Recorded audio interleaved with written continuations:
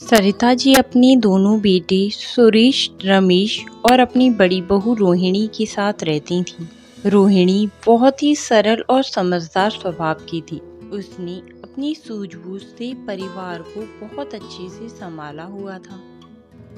सरिता जी के बड़ी बेटे की किराने की दुकान थी और छोटा बेटा रमेश एक मल्टीनेशनल कंपनी में काम करता था। एक दिन बरसात के मौसम में अरे भाई रोहिणी, आज तो गर्मा गर्म समोसे बना लूं। बारिश में गर्मा गर्म चाय और समोसे का मजा ही कुछ और है।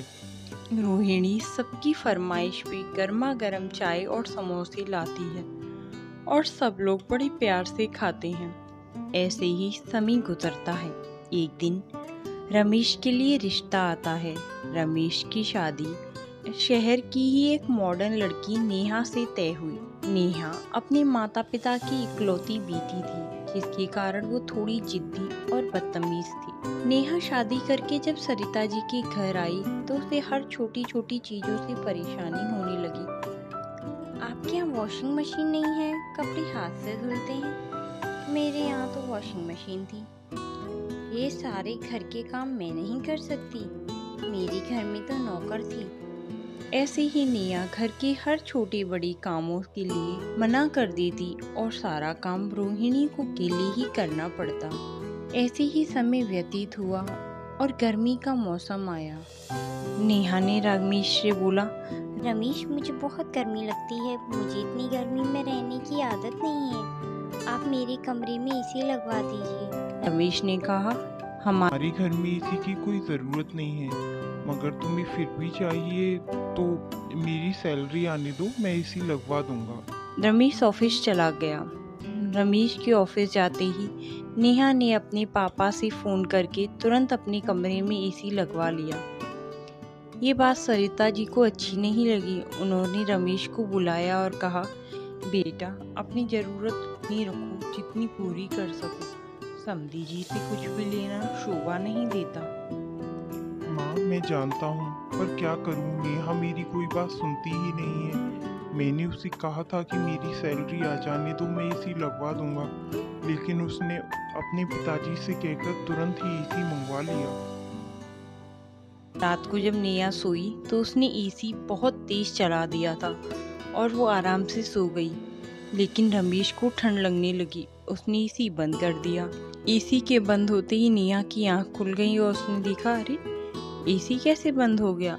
और उसने तुरंत ही एसी फिर से चला दिया और सो गई। रमेश को फिर ठंड लगने लगी और रमेश ने एसी बंद कर दिया।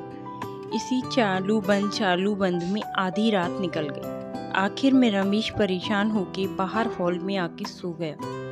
अब तो ये रोज का हो गया था, रमेश बाहर हॉल में ही सोता। परंतु नेहा को इस बात से कोई फर्क नहीं पड़ता।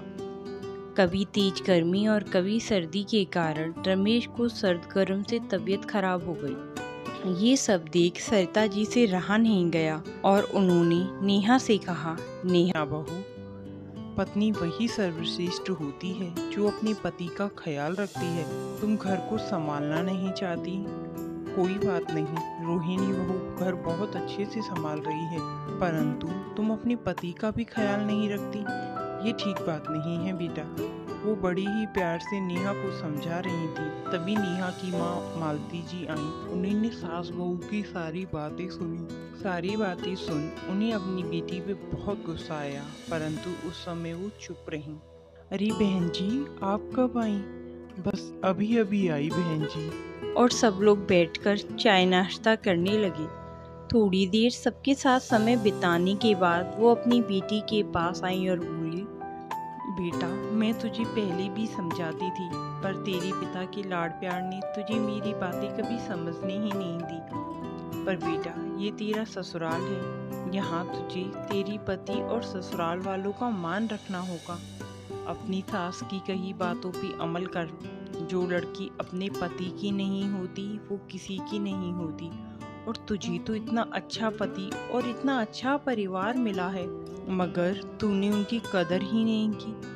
कैसी पत्नी है तू? अपने आराम के सामने अपने पति की परेशानी भी नहीं देखी।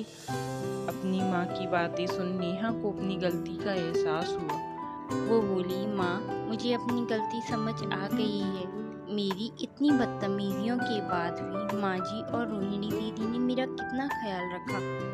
और रमेश, वो तो खुद परेशान हुए पर मुझे परेशान नहीं होने दिया।